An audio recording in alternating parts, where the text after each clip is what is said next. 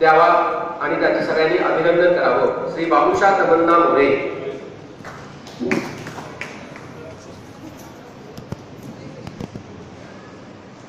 महाकाळ साहेब, वाघाटे साहेब, भागवत साहेब, श्रीधर माता सर्वांना अशी विनंती की त्यांनी हा पुरस्कार सन्मानपूर्वक श्री पी मोरे यांना प्रदान करावा।